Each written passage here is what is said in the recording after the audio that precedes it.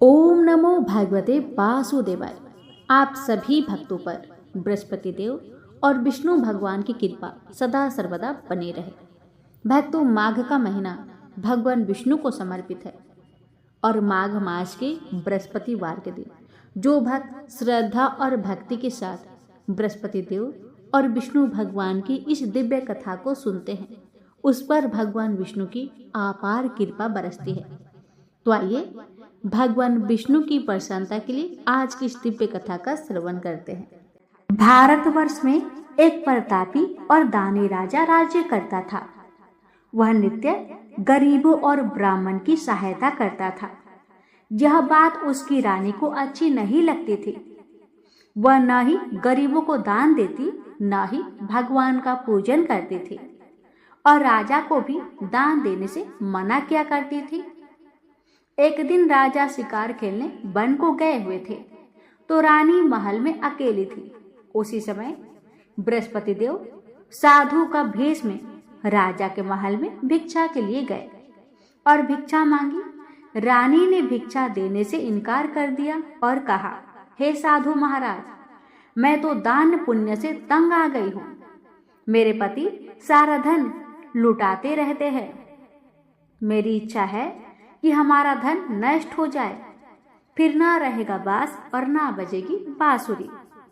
साधु ने कहा, देवी, तुम बड़ी विचित्र हो। धन संतान तो सभी चाहते हैं, पुत्र और लक्ष्मी तो पापी के घर में भी होने ही चाहिए। यदि तुम्हारे पास अधिक धन है तो भूखों को भोजन दो, प्यासों के लिए प्याऊ बनवाओ, मुसाफिरों के लिए धर्मशाला खुलवाओ।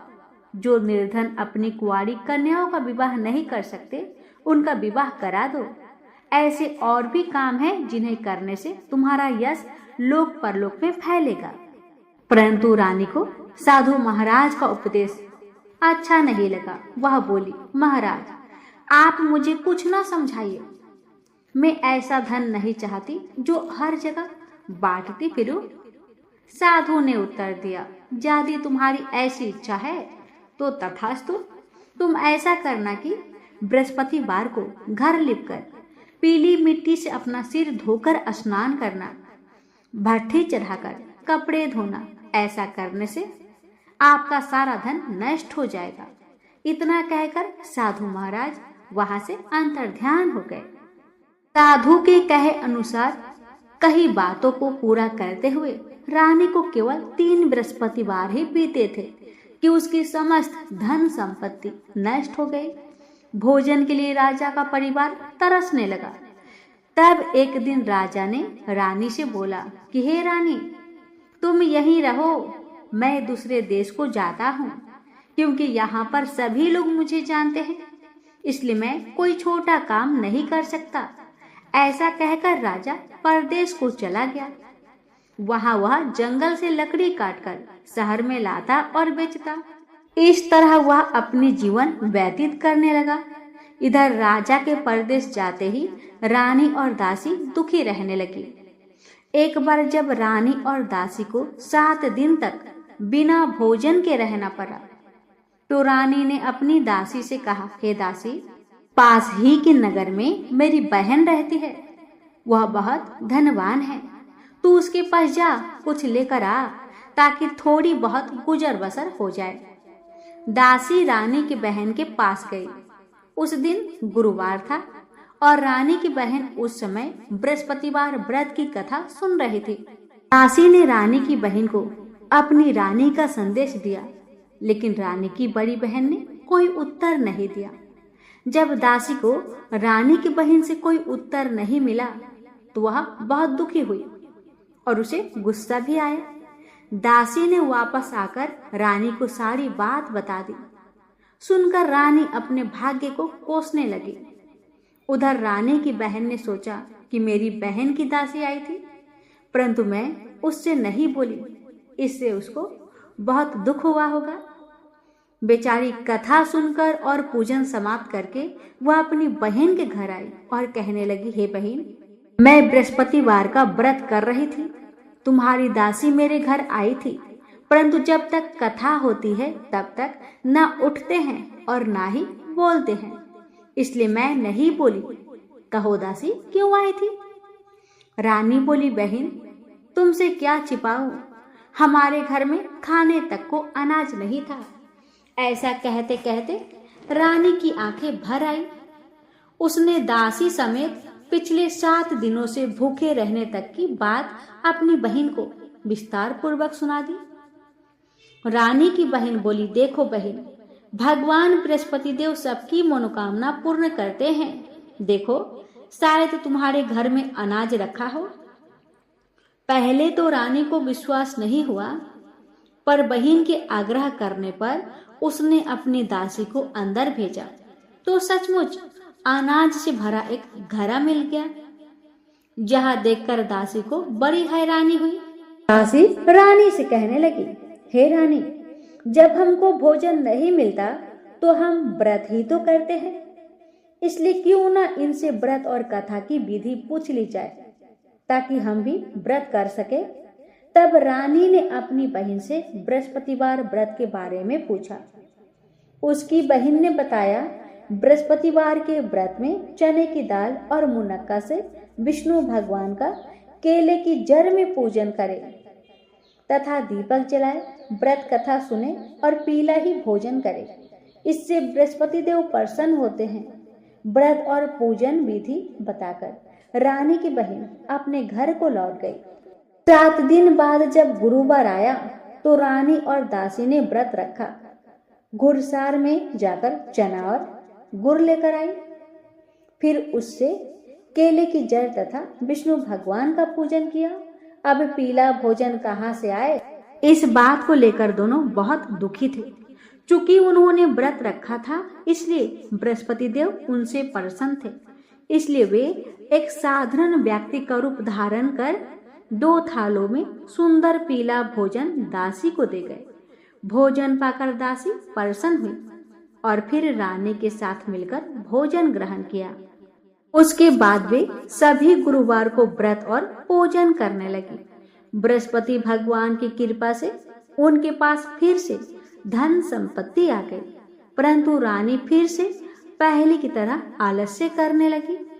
तब दासी बोली, देखो रानी, तुम पहले भी इस प्रकार आलस्य करती थी। तुम्हें धन रखने में कष्ट होता था, इस कारण सभी धन नष्ट हो गया। और जब भगवान बृहस्पति की कृपा से धन मिला है तो फिर तुम्हें आलस्य होता है। रानी को समझाते हुए दासी कहती है कि बड़ी मुसीबतों के बाद हमने यह धन पाया है, इसलिए हमें दान पुण्य करना चाहिए, भूखे मनुष्य को भोजन कराना चाहिए और धन को शुभ कार्य में खर्च करना चाहिए, जिससे तुम्हारे कुल का यश बढ़ेगा, स्वर्ग की प्राप्ति होगी और पितृ प्रसन्न होंगे।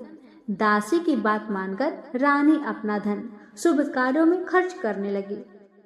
इससे पूरे नगर में उसका यश फैलने लगा।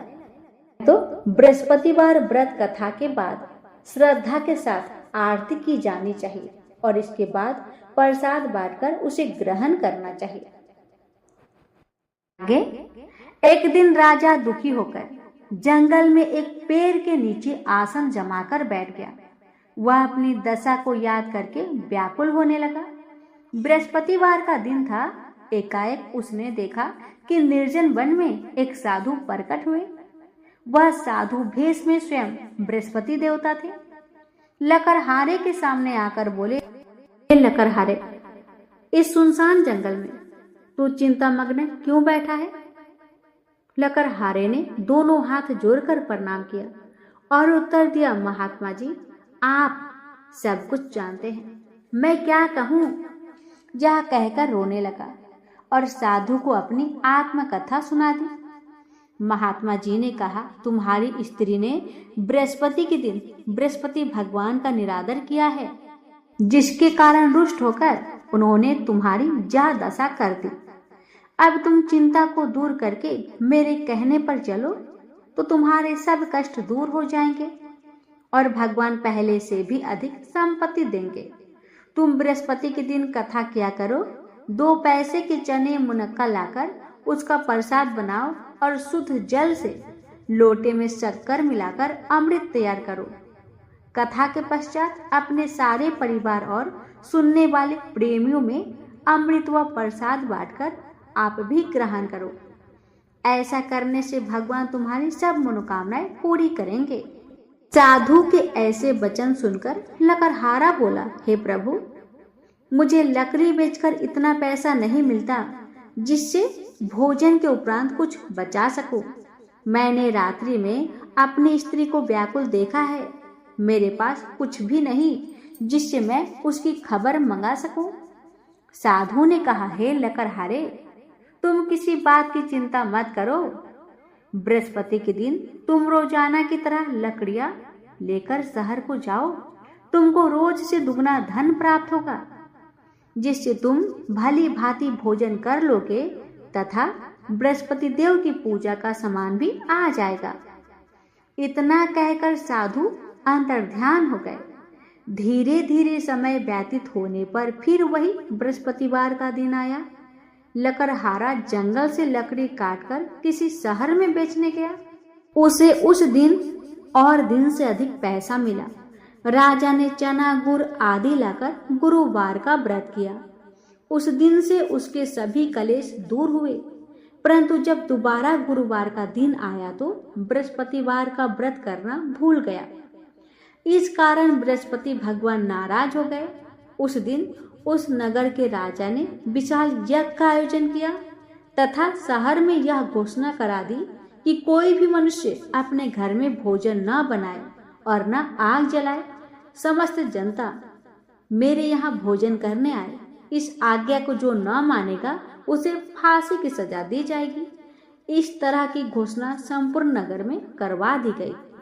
राजा की आज्ञा अनुसार शहर के सभी लोग भोजन करने गए, लेकिन लकड़हारा कुछ देर से पहुंचा, इसलिए राजा उसको अपने साथ घर लिवा गए और ले जाकर भोजन करा रहे थे तो रानी की दृष्टि उस खूंटी पर पड़ी जिस पर उसका हार लटका हुआ था। वह वहां पर दिखाई नहीं दिया। रानी ने निश्चय किया कि मेरा हार इस मनुष्य ने ही चुराया है। उसी समय सिपाहियों को बुलाकर उसको कारागार में डलवा दिया। जब लकड़हारा कारागार में पड़ गया और बहुत दुखी होकर विचार करने लगा कि ना जाने कौन से पूर्व जन्म के कर्म से मुझे यह दुख प्राप्त हुआ है, और उसी साधु को याद करने लगा जो जंगल में मिले थे। उसी समय तत्काल बृहस्पति देव साधु के रूप में प्रकट हुए और उसकी दशा को देखकर कहने लगे, अरे मूर्ख, तूने बृहस्पति देव की कथा नहीं की, इसी कारण तुझे दुख प्राप्त हुआ है। अब चिंता मत कर, बृहस्पतिवार के दिन कारागार के दरवाजे पर 4 पैसे पड़े मिलेंगे, उनसे तू बृहस्पति देव की पूजन करना, तेरे सभी कष्ट दूर हो जाएंगे। बृहस्पति के दिन उसे 4 पैसे मिले। लकड़हारे ने कथा कही। उसी रात्रि को बृहस्पति देव ने उस नगर के राजा को स्वप्न में कहा, हे राजा, तुमने जिस आदमी को कारागार में बंद कर दिया है वह निर्दोष है, वह राजा है, उसे छोड़ देना। रानी का हार उसे खूंटी पर लटका है। अगर तू ऐसा नहीं करेगा तो मैं तेरे राज्य को नष्ट कर दूंगा। इस तरह रात्रि के सपनों को देखकर राजा प्रातः काल उठा और खूंटी पर हार देखकर लकड़हारे को बुलाकर क्षमा मांगी तथा लकड़हारे को योग सुंदर वस्त्र आभूषण देकर विदा कर दिया। बृहस्पति देव की आज्ञा अनुसार लकड़हारा अपने नगर को चला गया। राजा जब अपने नगर के निकट पहुंचा तो उसे बड़ा आश्चर्य हुआ। नगर में पहले से अधिक बाग, तालाब, कुएं तथा बहुत सी धर्मशाला, मंदिर आदि बन गई है। राजा ने पूछा, यह किसका बाग और धर्मशाला है? तब नगर के सब लोग कहने लगे, यह सब रानी और बांदी के हैं। तो राजा को आश्चर्य हुआ और गुस्सा भी आया। जब रानी ने यह खबर सुनी कि राजा आ रहे हैं तो उन्होंने बांदी से कहा, हे दासी, देख, राजा हमको कितनी बुरी हालत में छोड़ गए थे। हमारी ऐसी हालत देखकर वह लौट न जाए, इसलिए तू दरवाजे पर खड़ी हो जा। आज्ञा अनुसार दासी दरवाजे पर खड़ी हो गई। राजा आए तो उन्हें अपने साथ लिवा लाई तब राजा ने क्रोध करके अपनी रानी से पूछा कि यह धन तुम्हें कैसे प्राप्त हुआ है। तब उन्होंने कहा, हमें यह सब धन बृहस्पति देव के इस व्रत के प्रभाव से प्राप्त हुआ है। तब राजा ने निश्चय किया 7 रोज बाद तो सभी बृहस्पति देव का पूजन करते हैं, परंतु मैं प्रतिदिन दिन में 3 बार कहानी तथा रोज व्रत किया करूंगा। अब हर समय राजा के दुपट्टे में चने की दाल बंधी रहती तथा दिन में 3 बार कहानी कहता। एक रोज राजा ने विचार किया कि चलो अपनी बहन की यहाँ हो आते हैं। इस तरह निश्चय कर राजा घोड़े पर सवार हो अपनी बहन के यहाँ चलने लगा। मार्ग में उसने देखा कि कुछ आदमी एक मुर्दी को ले जा रहे हैं। राजा उन्हें रोककर कहने लगे, अरे भाई, मेरी बृहस्पति देव की कथा सुन लो।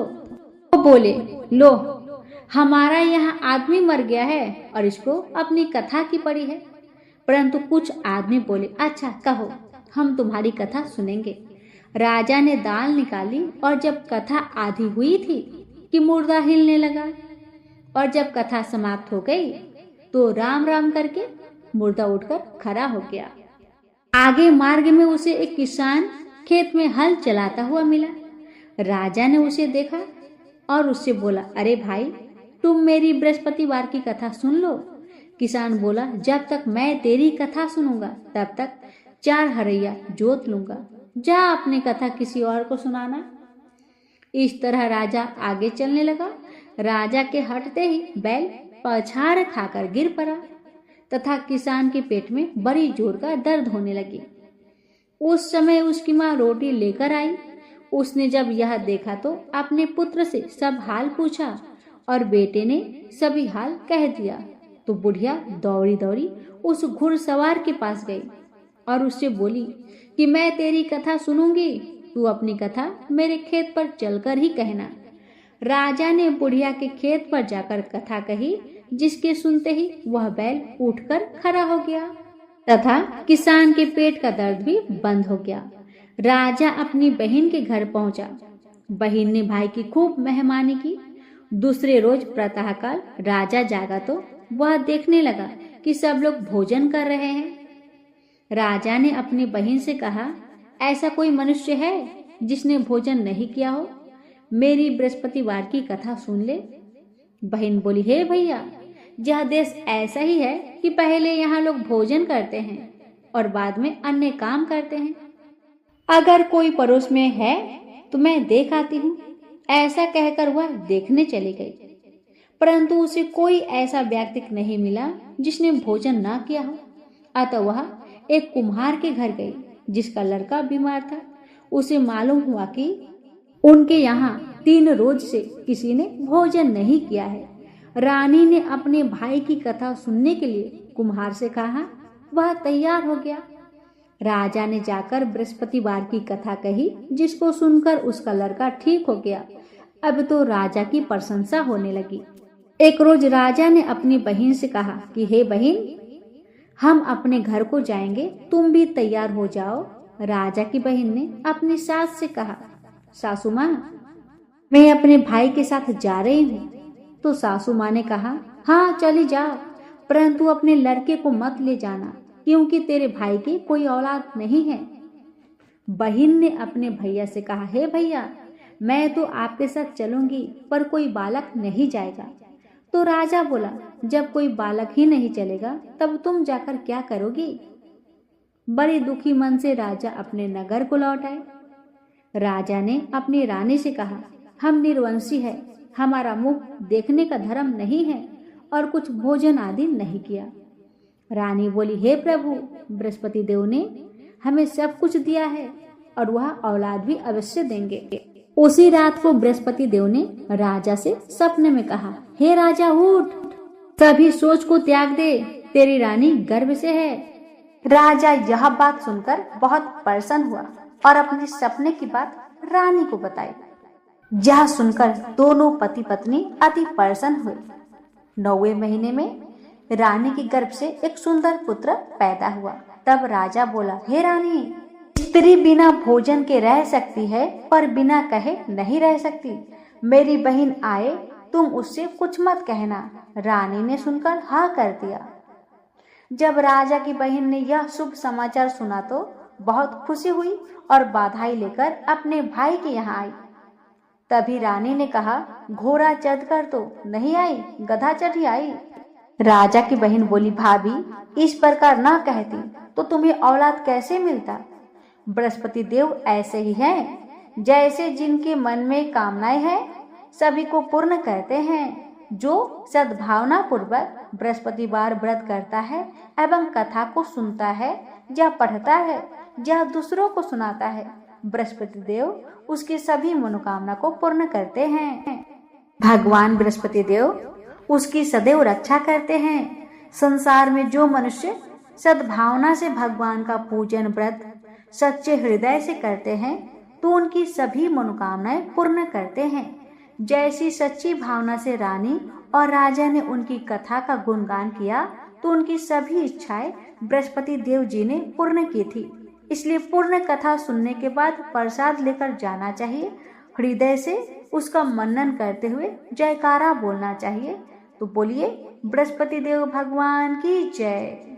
एक समय की बात है, नैमिषारण्य तीर्थ में शौनकादि 88,000 ऋषियों ने श्री सूत जी से पूछा, हे प्रभु, इस कलयुग में वेद विद्या रहित मनुष्य को प्रभु भक्ति किस प्रकार मिल सकती है तथा उनका उद्धार कैसे होगा। हे मुनि श्रेष्ठ, कोई तब बताइए जिससे थोड़े समय में ही पुण्य मिले और मनोवांछित फल भी मिल जाए। इस प्रकार की कथा सुनने की हम इच्छा रखते हैं।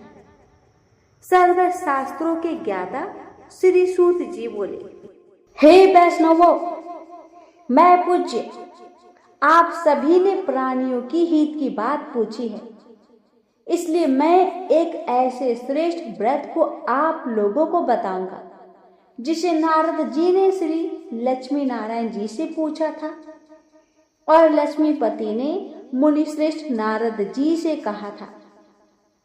आप सब इसे ध्यान से सुनिए। एक समय की बात है, योगीराज नारद जी दूसरों के हित की इच्छा लिए अनेकों लोकों में घूमते हुए मृत्यु लोक में आ पहुंचे, जहां उन्होंने अनेक योनियों में जन्मे प्राय सभी मनुष्य को अपने कर्मों द्वारा अनेक दुखों से पीड़ित देखा। उनका दुख देख नारद जी सोचने लगे कि कैसा यत्न किया जाए जिसके करने से निश्चित रूप से मानव के दुखों का अंत हो जाए। इसी विचार पर मनन करते हुए वहां विष्णुलोक में गए। वहां जाकर उन्होंने लक्ष्मी नारायण की स्तुति की, जिनके हाथों में शंख चक्र गदा और पद्म थे, गले में वरमाला पहने हुए थे। स्तुति करते हुए नारद जी बोले, हे भगवान, आप अत्यंत शक्ति से संपन्न हैं। मन तथा वाणी भी आपको नहीं पा सकती। आपका यादि मध्य तथा अंत नहीं है। निर्गुण स्वरूप सृष्टि के कारण भक्तों के दुख को दूर करने वाले हैं। आपको मेरा नमस्कार है। नारद जी की स्तुति सुन विष्णु भगवान बोले, हे मुनि श्रेष्ठ, आपके मन में क्या बात है? आप किस काम के लिए यहाँ पधारे हैं, उसे निसंकोच कहिए। इस पर नारद मुनि बोले कि मृत्यु लोक में अनेक योनियों में जन्मे मनुष्य अपने कर्मों द्वारा अनेकों दुख से दुखी हो रहे हैं। हे नाथ, अगर आप मुझ पर दया रखते हैं तो बताइए कि वो मनुष्य थोड़े प्रयास से ही अपने दुखों से कैसे छुटकारा पा सकते हैं। श्री हरि बोले, हे नारद, मनुष्यों की भलाई के लिए तुमने बहुत अच्छी बात पूछी है। जिसके करने से मनुष्य मोह से छूट जाता है, वह बात मैं तुमसे कहता हूँ, सुनो। स्वर्ग लोक व मृत्यु लोक दोनों में एक दुर्लभ उत्तम व्रत है जो पुण्य देने वाला है। आज प्रेमवश होकर मैं उसे तुमसे कहता हूँ। श्री सत्यनारायण भगवान का यह व्रत अच्छी तरह विधान पूर्वक करके मनुष्य तुरंत ही यहाँ सुख भोग कर मरने पर मोक्ष पाता है। श्री हरि के वचन सुन नारद जी बोले कि उस व्रत का फल क्या है और उसका विधान क्या है, यह व्रत किसने किया था, इस व्रत को किस दिन करना चाहिए, सभी कुछ विस्तार से बताइए। नारद जी की बात सुनकर श्री हरि बोले, दुख व शोक को दूर करने वाला यह सभी स्थानों पर विजय दिलाने वाला है। मानव को भक्ति व श्रद्धा के साथ शाम को श्री सत्यनारायण की पूजा धर्म में परायण होकर ब्राह्मणों व बंधुओं के साथ करनी चाहिए। भक्ति भाव से ही नेवत केले का फल, घी, दूध और गेहूं आटा का सवाया ले। गेहूं का स्थान पर साठी का आटा, शक्कर या गुड़ लेकर वह सभी भक्षण युक्त पदार्थों को मिलाकर भगवान को भोग लगाए। ब्राह्मणों सहित बंधु बांधवों को भी भोजन कराए, उसके साथ स्वयं भोजन करे, भजन कीर्तन के साथ भगवान की भक्ति में लीन हो जाए। इस तरह से सत्यनारायण भगवान का यह व्रत करने पर मनुष्य की सारी इच्छाएं निश्चित रूप से पूरी होती है। इस कलिकाल अर्थात कलयुग में मृत्यु लोक में मोक्ष का यही एक सरल उपाय बताया गया है। प्रेम से बोलिए श्री सत्यनारायण भगवान की जय। दूसरा अध्याय। सूत जी बोले, हे ऋषियों, जिसने पहले समय में इस व्रत को किया था उसका इतिहास कहता हूँ, ध्यान से सुनो। सुंदर काशीपुरी नगर में एक अत्यंत निर्धन ब्राह्मण रहता था।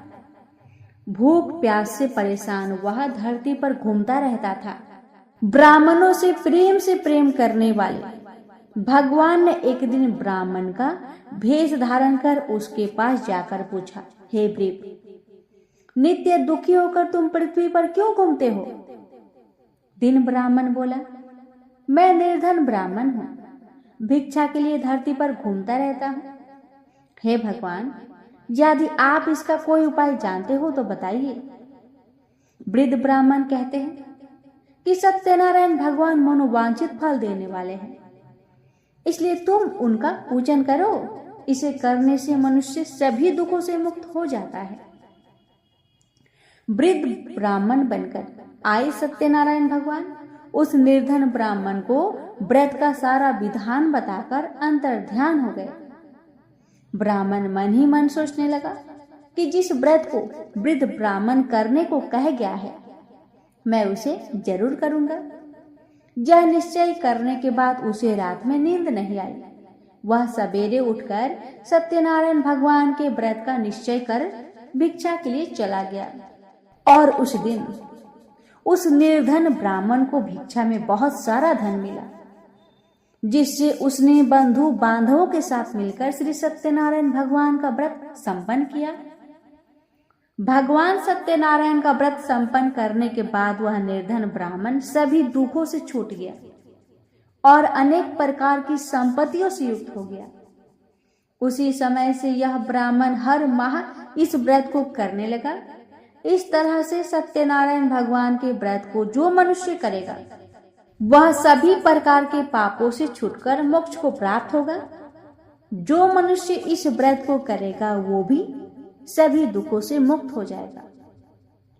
सूत जी बोले कि इस तरह से नारद जी ने नारायण जी से कहा हुआ श्री सत्यनारायण व्रत को मैंने तुमसे कहा। हे ब्रीप, मैं अब और क्या कहूँ? ऋषि बोले, हे मुनिवर, संसार में उस ब्रीप से सुनकर और किस किस ने इस व्रत को किया, हम अब इस बात को सुनना चाहते हैं। इसके लिए हमारे मन में श्रद्धा का भाव है। सूत जी बोले, हे मुनियों, जिसने इस व्रत को किया है वह सब सुनो। एक समय वही ब्रीप धन व ऐश्वर्य के अनुसार अपने बंधु बांधवों के साथ इस व्रत को करने को तैयार हुआ। उसी समय एक लकड़ी बेचने वाला बूढ़ा आदमी आया और लकड़ियां बाहर रखकर अंदर ब्राह्मण के घर में गया। प्यास से दुखी वह लकड़हारा उनको व्रत करते देख ब्रीप को नमस्कार कर पूछने लगा कि आप क्या कर रहे हैं तथा इसे करने से क्या फल मिलेगा, कृपया मुझे भी बताइए। ब्राह्मण ने कहा कि सब मनोकामनाओं को पूरा करने वाला यह सत्यनारायण भगवान का व्रत है। इनकी कृपा से ही मेरे घर में धन धान्य आदि की वृद्धि हुई है। ब्रीफ से सत्यनारायण व्रत के बारे में जानकर लकड़हारा बहुत प्रसन्न हुआ। चरणामृत लेकर वह प्रसाद खाने के बाद वह अपने घर गया। लकड़हारे ने अपने मन में संकल्प किया कि आज लकड़ी बेचने से जो धन मिलेगा उसी से श्री सत्यनारायण भगवान का उत्तम व्रत मैं करूंगा। मन में इस विचार को ले बूढ़ा आदमी सिर पर लकड़ियां रख उस नगर में बेचने गया जहां धनी लोग ज्यादा रहते थे। उस नगर में उसे अपनी लकड़ियों का दाम पहले से 4 गुना अधिक मिला। बूढ़ा प्रसन्नता के साथ दाम लेकर केले, शक्कर, घी, दूध, दही और गेहूं का आटा ले और सत्यनारायण भगवान की व्रत की अन्य सामग्रियां लेकर अपने घर को गया। वहां उसने अपने बंधु बांधवों को बुलाकर विधि विधान से सत्यनारायण भगवान का पूजन और व्रत किया। इस व्रत के प्रभाव से वह बूढ़ा लकड़हारा धन पुत्र आदि से युक्त होकर संसार के समस्त सुख को भोग अंतकाल में बैकुंठ धाम को चला गया। प्रेम से बोलिए श्री सत्यनारायण भगवान की जय। अब सुनेंगे 3रा अध्याय। सूत जी बोले, हे श्रेष्ठ मुनियों, अब आगे की कथा कहता हूँ। पहले समय में उल्कामुख नाम का एक बुद्धिमान राजा था। वह सत्य वक्ता और जितेंद्रिय था। प्रतिदिन देव स्थानों पर जाता और निर्धनों को धन देकर उनके कष्ट को दूर करता था। उसकी पत्नी कमल के समान मुख वाली तथा सती साध्वी थी। भद्रशिला नदी के तट पर उन दोनों ने श्री सत्यनारायण भगवान का व्रत किया। उसी समय साधु नाम का एक वैश्य आया। उसके पास व्यापार करने के लिए बहुत सा धन भी था। राजा को व्रत करते देखकर वह विनय के साथ पूछने लगा, हे राजन, भक्ति भाव से पूर्ण होकर आप यह क्या कर रहे हैं? मैं सुनने की इच्छा रखता हूँ, तो आप मुझे बताइए।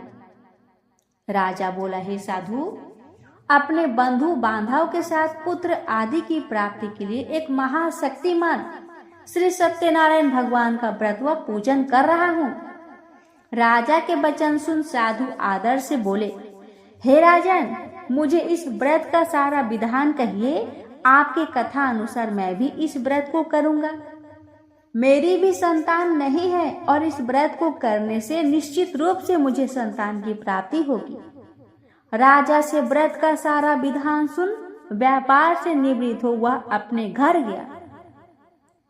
साधु वैश्य ने अपनी पत्नी को संतान देने वाले इस व्रत का वर्णन कह सुनाया और कहा कि जब मेरी संतान होगी तब मैं इस व्रत को करूंगा। साधु ने इस तरह के वचन अपनी पत्नी लीलावती से कहे। एक दिन लीलावती पति के साथ आनंदित हो सांसारिक धर्म में प्रवृत्त होकर सत्यनारायण भगवान की कृपा से गर्भवती हो गई। 10वें महीने में उसके गर्भ से एक सुंदर कन्या ने जन्म लिया। दिनों दिन वह ऐसे बढ़ने लगी जैसे कि शुक्ला पक्ष का चंद्रमा बढ़ता है। माता पिता ने अपनी कन्या का नाम कलावती रखा। एक दिन लीलावती ने अपने मीठे शब्दों में अपने पति को याद दिलाया कि हे स्वामी, आपने सत्यनारायण भगवान के जिस व्रत को करने का संकल्प किया था उसे करने का समय आ गया है। आप इस व्रत को करिए। साधु बोला कि हे प्रिय, इस व्रत को मैं उसके विवाह पर करूंगा। इस प्रकार अपनी पत्नी को अवशासन देकर वह नगर को चला गया। कलावती पिता के घर में रह वृद्धि को प्राप्त हो गई। साधु ने एक बार नगर में अपनी कन्या को सखियों के साथ देखा तो तुरंत ही दूत को बुलाया और कहा कि मेरी कन्या की योग वर देख कर आओ। साधु की बात सुनकर दूत कंचन नगर में पहुंचा और वहां देखभाल कर लड़की के सुयुक्त बानिक पुत्र को ले आया। सुयुक्त लड़के को देख साधु ने बंधु बांधव को बुलाकर अपनी पुत्री का विवाह कर दिया। लेकिन दुर्भाग्य की यह बात है कि साधु ने अभी भी श्री सत्यनारायण भगवान का व्रत नहीं किया। इस पर श्री सत्यनारायण भगवान क्रोधित हो गए और श्राप दिए कि साधु को अत्यधिक दुख मिले। अपने कार्य में कुशल साधु बनिया जमाई को लेकर समुद्र पार स्थित होकर रत्नासारपुर नगर में गया। वहां जाकर दामाद ससुर दोनों मिलकर चंद्रकेतु राजा के नगर में व्यापार करने लगे। एक दिन भगवान सत्यनारायण की माया से एक चोर राजा का धन चुराकर भाग रहा था। उसने राजा के सिपाहियों को अपना पीछा करते देख चुराया हुआ धन वहां रख दिया जहां साधु अपने जामाई के साथ ठहरा हुआ था। राजा के सिपाहियों ने साधु वैश्य के पास राजा का धन पड़ा देखा तो वह ससुर जामाई दोनों को बांधकर प्रसन्नता से राजा के पास ले आए और कहने लगे, आप आगे की कार्यवाही करने की आज्ञा दीजिए। राजा की आज्ञा से उन दोनों को कठिन कारावास में डाल दिया गया और उनका सारा धन भी उनसे छीन लिया गया। श्री सत्यनारायण भगवान के श्राप से साधु की पत्नी भी बहुत दुखी हुई। घर में जो धन रखा हुआ था उसे चोर चुरा ले गए। शारीरिक तथा मानसिक पीड़ा व भूख प्यास से अति दुखी हो अन्न की चिंता में कलावती ब्राह्मण के घर गई। वहां उसने श्री सत्यनारायण भगवान का व्रत होते हुए देखा। फिर कथा भी सुनी। वह प्रसाद ग्रहण कर वह रात को घर वापस आई। माता ने कलावती से पूछा कि हे पुत्री, अब तक तुम कहाँ पर थी? तेरे मन में क्या है? कलावती ने अपनी माता से कहा, हे माता, मैंने एक ब्राह्मण के घर में श्री सत्यनारायण भगवान का व्रत होते देखा।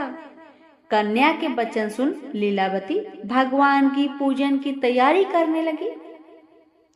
लीलावती ने परिवार व बंधुओं सहित सत्यनारायण भगवान का पूजन किया और उनसे वर मांगा कि मेरे पति तथा जमाई शीघ्र घर आ जाए।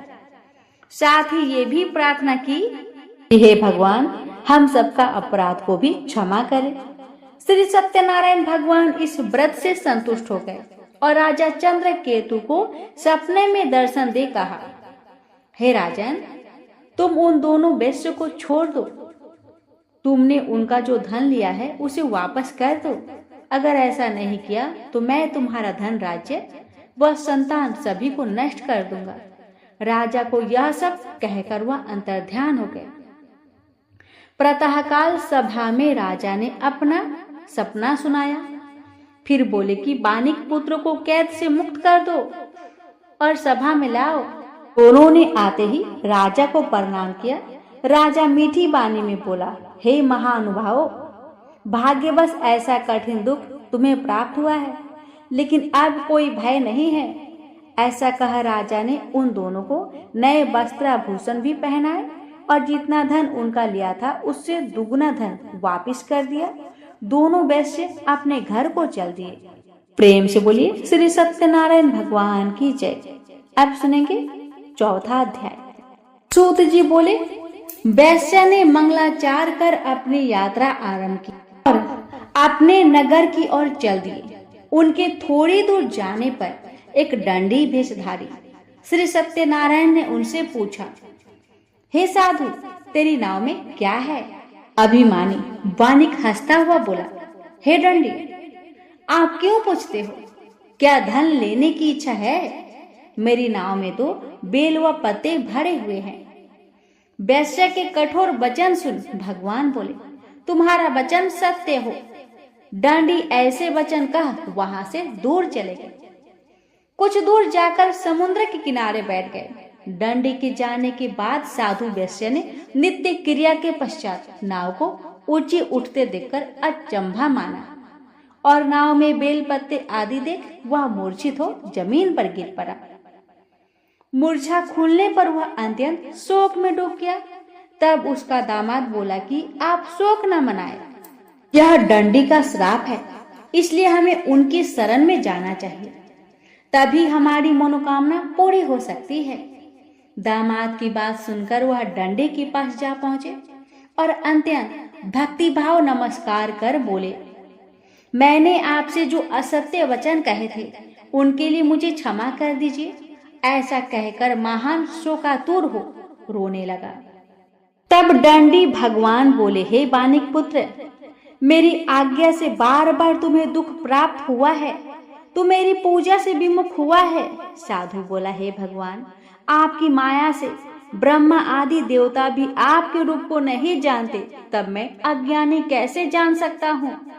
आप प्रसन्न होइए, अब मैं सामर्थ्य के अनुसार आपकी पूजा करूंगा, अवश्य करूंगा, मेरी रक्षा कीजिए और पहले के समान नौका में फिर धन को भर दे। साधु वैश्य के भक्ति पूर्वक वचन को सुनकर भगवान प्रसन्न हो गए और उसकी इच्छा अनुसार वरदान देकर भगवान अंतर्ध्यान हो गए। ससुर जमाई जब नाव पर आए तो नाव धन से भरी हुई थी। फिर वही अपने अन्य साथियों के साथ सत्यनारायण भगवान का पूजन कर अपने नगर को चल दिए। जब नगर के नजदीक पहुंचे तो दूत को घर पर खबर करने के लिए भेज दिया। दूत साधु की पत्नी को प्रणाम कर कहता है, मालिक अपने दामाद सहित नगर के निकट आ गए हैं। दूत की बात सुन साधु की पत्नी लीलावती ने बड़े हर्ष के साथ सत्यनारायण भगवान का पूजन कर अपनी पुत्री कलावती से कहा कि मैं अपने पति के दर्शन को जाती हूँ, तू कार्य पूर्ण कर शीघ्र आ जाना। माता के ऐसे वचन सुन कलावती जल्दी से प्रसाद छोड़ अपने पति के पास चली गई।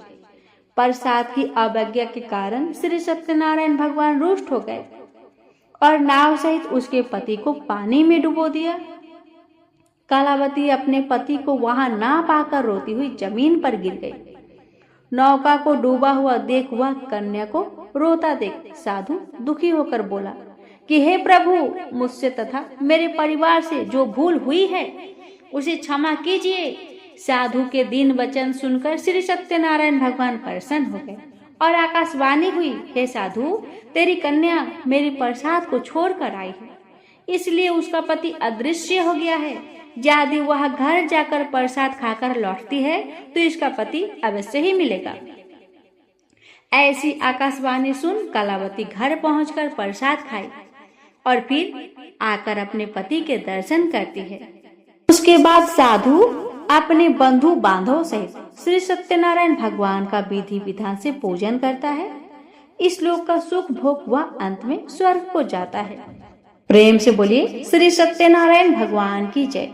भक्तों, आइए अब सुनते हैं अंतिम 5वां अध्याय। सूत जी बोले, हे ऋषियों, मैं और भी एक कथा सुनाता हूँ, उसे भी ध्यान पूर्वक सुनो। प्रजा पालन में लीन तुंगध्वज नाम का एक राजा था। उसने भी भगवान का प्रसाद त्याग कर बहुत ही दुख पाया था। एक बार वन में जाकर वन्य पशुओं को मारकर वह पेड़ के नीचे आया। वहां उसने ग्वालों को भक्ति भाव से अपने बंधुओं सहित सत्यनारायण भगवान का पूजा करते हुए देखा। अभिमानवश राजा ने उन्हें देखकर भी पूजा स्थान में नहीं गया और ना ही उसने भगवान को नमस्कार किया। ग्वालों ने राजा को प्रसाद दिया, लेकिन उसने वह प्रसाद नहीं खाया और प्रसाद को वहीं छोड़ वह अपने नगर को चला गया। जब वह अपना नगर में पहुंचा तो वहां सब कुछ तहस नहस हुआ पाया। तो वह शीघ्र ही समझ गया कि यह सब भगवान ने ही किया है। वह दोबारा ग्वालों के पास पहुंचा और विधि पूर्वक पूजा करके प्रसाद खाया तो श्री सत्यनारायण भगवान की कृपा से सब कुछ पहले जैसा हो गया। दीर्घ काल तक सुख भोगने के बाद मरणोपरांत उसे स्वर्ग लोक की प्राप्ति हुई। जो मनुष्य परम दुर्लभ इस व्रत को करेगा तो भगवान सत्यनारायण की अनुकंपा से उसे धन्य धान्य की प्राप्ति होगी, निर्धन धनी हो जाता है और भय मुक्त हो जीवन जीता है। संतानहीन मनुष्य को संतान सुख मिलता है और सारे मनोरथ पूर्ण होने पर मानव अंतकाल में बैकुंठ धाम में जाता है। सूत जी बोले, जिन्होंने पहले इस व्रत को किया है, अब उनके दूसरे जन्म की कथा कहता हूँ। वृद्ध सतानंद ब्राह्मण ने सुदामा का जन्म लेकर मोक्ष की प्राप्ति की। लकड़हारे ने अगले जन्म में निषाद बनकर मोक्ष प्राप्त किया। उल्कामुख नाम का राजा दशरथ होकर बैकुंठ को गए। साधु नाम के वैश्य ने मोरध्वज बनकर अपने पुत्र को आरे से चीरकर मोक्ष पाया।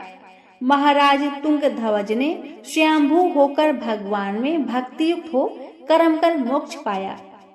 प्रेम से बोलिए श्री सत्यनारायण भगवान की जय। तो भक्तों, ये थी श्री सत्यनारायण व्रत की संपूर्ण कथा। अब सुनेंगे श्री सत्यनारायण भगवान की आरती।